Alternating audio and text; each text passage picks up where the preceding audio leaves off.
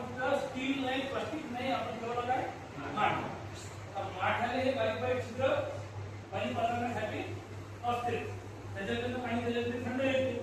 मग ते जे जमीन काढलेलं आहे तर ते चांगल्या बॅक्टेरिया कुठे माठात, आणि माठातून ज्या बॅक्टेरिया पाण्याद्वारे जे बाहेर जाते, ज्या बॅक्टेरियाला ती जागा त्याच्यासाठी अनुकूल वाटत नाही,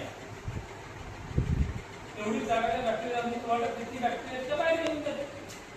काय ते भारतात किती दिवस आपण 7 ते 10 दिवस 7 ते 10 दिवस जर ठेवतो तर ते पूर्ण आंबट येते.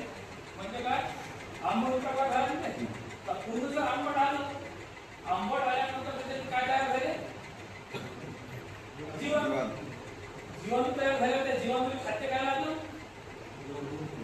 गुळ. आणि जीवाणूमध्ये तयार होणाऱ्या तांदूळामध्ये माहिती काय झालं, त्या जीवाणू खास येते लागतात. म्हणून 7 दिवसांना आपण ते बाहेर काढणार.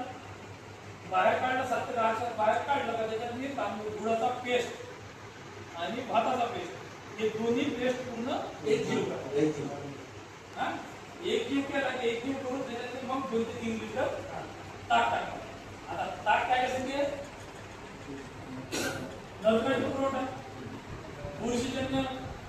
मग हे जे पेस्ट तयार होतो, हा पेस्ट काय घ्यायचा आपल्याला